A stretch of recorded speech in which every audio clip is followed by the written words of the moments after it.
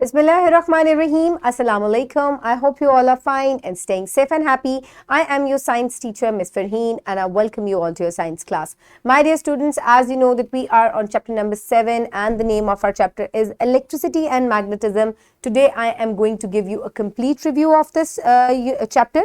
I am going to deliver lecture number 11. So my dear students, before moving on towards the lecture, let's quickly recap what we have done in the previous lecture. उसके लिए आपको question को गौर से सुनना पड़ेगा. As you know कि हमने project किया था इलेक्ट्रोमैग्नेट्स पे. So quickly tell me what are electromagnets? Very good. Okay, my dear students, so these are all the student learning outcomes जो कि हम कवर कर चुके हैं इस चैप्टर में. आज हम इनको वन बाय वन तमाम रीडिंग पेजेस को SLOs के साथ रिवाइज करेंगे और मैं आपसे कुछ क्वेश्चनिंग भी करूंगी. By the end I will provide you with an assessment sheet. So my dear students, let's get started. So हमने सबसे पहले जो है लेक्चर 1 में पढ़ा था about static electricity. So quickly tell me what is static electricity. So static electricity is the presence of electrical charge on the surface of an object. ठीक है. और static का मतलब क्या है? ठहरा हुआ, रुका हुआ. So किसी भी चीज की surface के ऊपर जब कोई charge आ जाता है तो that is static charge, static electricity. Okay, then in lecture number 2 we discussed about, again हमने charges पढ़े थे, properties पढ़ी थी charges की. So quickly tell me what are the properties of charges. सो कौन कौन सी प्रॉपर्टीज थी? चार्जेस जो है वो पॉजिटिव भी होते हैं, नेगेटिव भी होते हैं. तमाम जो मैटर है, every matter around us is neutral, यानी कि उसकी स्टेट क्या होती है? न्यूट्रल होती है. लेकिन जैसे ही वो कोई चार्ज गेन या लूज करता है तो वो पॉजिटिवली चार्ज या नेगेटिवली चार्ज हो जाता है. यानी कि अगर किसी में नेगेटिव चार्ज की एक्यूमुलेशन ज्यादा है तो इट इज नेगेटिवली चार्ज. अगर किसी में पॉजिटिव चार्ज की एक्यूमुलेशन ज्यादा है तो दैट इज पॉजिटिवली चार्ज. सो इसी तरीके से नेगेटिव चार्जेस जो है वो पॉजिटिव चार्जेस को अट्रैक्ट करते हैं. Positive and positive charges repel each other. Negative and negative charges also repel each other. इसका मतलब है ऑपोजिट चार्जेस अट्रैक्ट करते हैं और सिमिलर चार्जेस रिपेल करते हैं. Okay my dear students, then we move forward towards lecture number 3 और lecture number 3 में हमने कंडक्टर्स और इंसुलेटर्स के बारे में पढ़ा था. So quickly tell me what is the difference between conductors and insulators. So conductors क्या होते हैं? कंडक्टर्स जो है उनके अंदर से करंट जो है वो फ्लो कर सकता है, इंसुलेटर्स में से करंट फ्लो नहीं करता. वेयर एज कंडक्टर्स के अंदर जो है फ्लो ऑफ करंट की लो रेजिस्टेंस होती है. इंसुलेटर्स में फ्लो ऑफ करंट को हाई रेजिस्टेंस का सामना करना पड़ता है जिसकी वजह से करंट प्रॉपर्ली फ्लो नहीं कर पाता. इसके अलावा कंडक्टर्स जो है वो हीट का फ्लो जो है उसको भी अलाउ करते हैं. Whereas insulators do not allow the flow of heat. And another difference is conductors are used in making electrical equipments, whereas insulators are help in protection from the electric current. ठीक है, तो protecting coating वगैरह होती है electrical circuits की, वो insulator से की जाती है. So then we move forward towards lecture number 4 और lecture number 4 में हमने electric current के बारे में पढ़ा था. So quickly tell me what is electricity and electric current. So basically electricity is the flow of current और इलेक्ट्रिक करंट क्या होता है? The flow of electric charges per unit time is known as electric current. Then name the components of electric circuit. हमने electrical circuit के components के बारे में पढ़ा था. So कुछ components के नाम बताएं मुझे. Bulb, capacitor, resistor, switch, wire. These are all different fuse. These are different components of a circuit. Okay my dear students, इसके बाद हमने लेक्चर नंबर 5 में किसके बारे में पढ़ा था? We discussed about the fuse. So आप मुझे बताएं कि what is the use of fuse in a circuit. Fuse का एक सर्किट में क्या काम होता है? ये ओवरलोडिंग को शॉर्ट सर्किटिंग से जो है वो एक सर्किट को बचाता है. अप्लायंसेस को खराब नहीं होने देता, ओवर हीट नहीं होने देता, ओवर बर्डनाइज नहीं होने देता. तो फ्यूज जो है ये बड़ा ही यूजफुल है in a circuit. Then in lecture number 6 we discussed about magnets and magnetism. So quickly tell me what is magnetic field. So the area around a magnet where the magnetic material can be attracted or can be repelled is known as magnetic field. So in lecture number 7, lecture number 6 भी हमने एक experiment किया था. So quickly tell me where is magnetic force maximum on a magnet. So हमने poles of magnet के बारे में पढ़ा था. तो मैग्नेटिक फोर्स जो है मैग्नेट पे कहाँ मैक्सिमम होती है? It is maximum on the poles of the magnet, यानी कि नॉर्थ एंड साउथ पोल पे मैग्नेटिज्म जो है वो मैक्सिमम होती है. Okay my dear students, then we move forward towards lecture number 7. So what is the source of Earth's magnetism? So my dear students, हमने earth as a huge magnet हमने पढ़ा था, इस पे हमने एक्सपेरिमेंट भी परफॉर्म किया.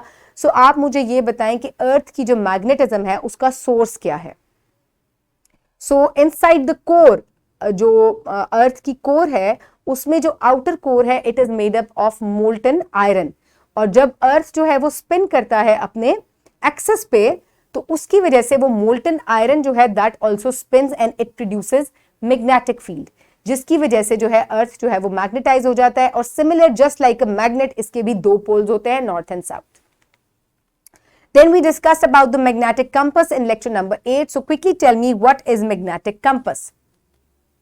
So एक magnetic compass जो है it is a free floating needle, magnetic needle, जो कि नॉर्थ एंड साउथ जो है वो डिटेक्ट करती है. और इसकी वजह से अर्थ के मैग्नेटिक फील्ड के अकॉर्डिंगली ये जो है वो रोटेट करती है और हमें डायरेक्शंस बताती है. Then in lecture number 9 we discussed about the types of the magnet. So name the types of the magnet, permanent magnet and temporary magnet. और एक और तरह का मैग्नेट है that is electromagnet. So my dear students, so this is the review. Now let's quickly move forward towards the practice. For practice, you can download this worksheet from the description box below this video, or you can get it in print form by your teacher. So ये आपकी assessment है. आपको नाम लिखना है, अपना class लिखनी है और उसके बाद आपने अपनी वर्कशीट करनी है. मैं एक दफा आपके लिए इसको रीड आउट करती हूँ. So define the following: static electricity, capacitor, electric current. आपने इन तीनों टर्म्स को डिफाइन करना है in the given space. Then next is what is the difference between conductor and insulators. ठीक है, कंडक्टर और इंसुलेटर्स में क्या डिफरेंस है अभी हमने डिस्कस किया था, आपको वो राइट डाउन करना है in this space. Then look at these pictures carefully and write about each situation how the two magnets will behave. So my dear students, यहाँ पे two situations दी हुई है मैग्नेट की और आपको बताना है कि दोनों situations में मैग्नेट्स किस तरीके से बिहेव करेंगे, north and south, north and south. So how they will behave, you have to write it down.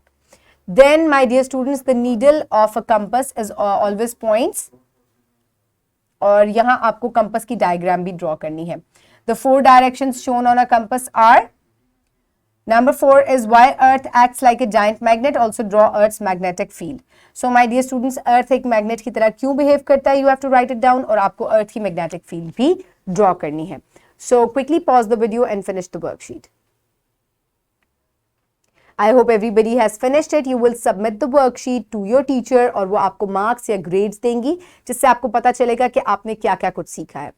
Okay, my dear students, now let's quickly move forward towards your homework. So homework में आपको read out करना है chapter number 7 complete, ताकि कोई भी अगर आपकी lacking या कोई चीज़ आपकी मिस हो गई है तो वो आप रीडिंग के जरिए अपनी कवर कर सकते हैं और इससे आपके रीडिंग स्किल्स भी इन्हांस होंगे.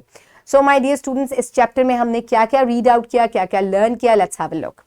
So static electricity is the presence of electric charges on the object. This charge does not flow. Lightning in the sky is the natural example of static electricity. Electric charges are of two types, positive and negative. Negatively charged particles are called electrons. Positively charged particles are called protons. Similar charges repel each other while opposite charges attract each other. The materials which conduct electricity and heat are known as conductors. The materials that do not allow heat and electricity to pass through them are called insulators.